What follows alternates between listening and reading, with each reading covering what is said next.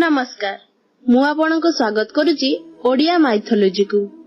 हिंदू धर्म रे जेतेबेले अन्याय अनीति एवं अधर्म करिवार प्राणी जन्म नेले तांकर विनाश सुनिश्चित होईछि। सृष्टिर पालनकर्ता भगवान विष्णु विभिन्न जुगरे भिन्न भिन्न अवतार रे आसी अधर्मींकर समूल विनाश करिथिले। द्वापर जुगरे श्रीकृष्ण अवतार नै कंस वध करिबा ठारू त्रेतया जुगरे प्रभु रामक अवतार नै रावण को मारिबा जाय एवं सत्य जुगरे भक्त प्रहलादर जीवन बंचाया पई नृसिंह रूप रे हिरण्यकश्यपर वध करिथिले। एही परि भावे भगवान विष्णु आहुरी अनेक अवतार नेइछन्ति एवं पापी मानकर विनाश मध्य करिछन्ति। आजिर एपिसोड रे आमे आपनकु कहिबु हिरण्यकश्यपर वध परे भगवान विष्णुकर नृसिंह अवतारर कोन हेला। से कोन ब्रह्मांड रे विलीन होई गले ना घुरी बुलुचन्ति ना तांकर वध होइथिला। सत्य जुगरे गोटिए निर्दयी असुरर जन्म होइथिला जे कि असुरंकर राजा थिला। कठिन तपस्या करी से ब्रह्मदेवଙ୍କ ठारू वरदान पाइथिला कि ताकू केही अस्त्र रे कि शस्त्र रे मारि परिबे नाही। से दिन रे मरिबनी कि राति रे मरिबनी, ना ताकू मनुष्य मारि परिबो ना पशु, ना घर भितरे ना घर बाहरे। एपरि वरदान पाई से अहंकारी होई गला। एही प्रकार से निजको भगवान बोली भाबिबाकू लागिला और चाहूला तार प्रजा विष्णु को नुहे ताकू पूजा करंतु। किंतु तार निज पुओ प्रहलाद भगवान विष्णुकर परम भक्त थिला। प्रहलादर हत्या करिया पई ता पिता हिरण्यकश्यप बहुत प्रयास कला किंतु सफल होई पारला नाही। शेषरे निज भौणी होलिका को डकाइला। होलिका को अग्नि रे न जलिबार वरदान प्राप्त होइथिला।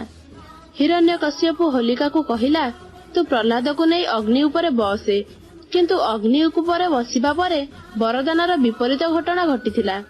होलिका नियारे जलिगला एवं प्रहलादर रक्षा भगवान विष्णु कले।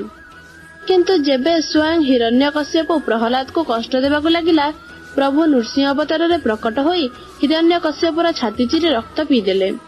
किंतु एते भयानक घटना परे मध्य भगवान नृसिंहकर राग शांत हेलानी। तांको क्रोधरे संपूर्ण ब्रह्मांड भयभीत होई पड़िला। एभली परिस्थिति देखि सबु देव महादेव शिव को प्रार्थना कले भगवान नृसिंहकर राग शांत करिया पई। तापरे प्रथमे महादेव वीरभद्र को जे कि प्रभु शिवंकर गोटिया अंश तांको पठाइले नृसिंह को शांत करिया पई, किंतु वीरभद्र तांकर राग शांत करि पारले नाही। एहा परे महादेव सर्वेश्वर अवतार नेले। महादेवंकर एई रूप को सरव अवतार मध्य कुहा जाय। एही सर्वेश्वर रूप मनुष्य पक्षी एवं बाघर समावेश थिला।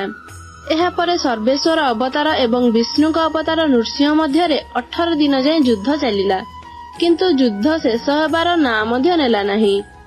एहा परे नृसिंह अवतारଙ୍କ राग शांत हेला एवं से चिंता कले कि महादेव एही रूप केवल तांको पई नेइछन्ति, सेथिपई से राग शांत करी भगवान विष्णुଙ୍କ ठारे विलीन होई गले। किंतु किछि पुराण गाथारे लेखा होईछि महादेव शिवंक सरव अवतार बहुत शक्तिशाली थिला कि ता आगरे नृसिंह अवतारर शक्ति क्षीण होई गला एवं से निजको भगवान विष्णुଙ୍କ ठारे विलीन करिदेले। एही प्रकार भगवान नृसिंहकर राग शांत होइथिला। जदि आपनको हम चैनल टी भलो लागुछि तेबे ताहाको सब्सक्राइब करि नियंतु। Thank you for watching.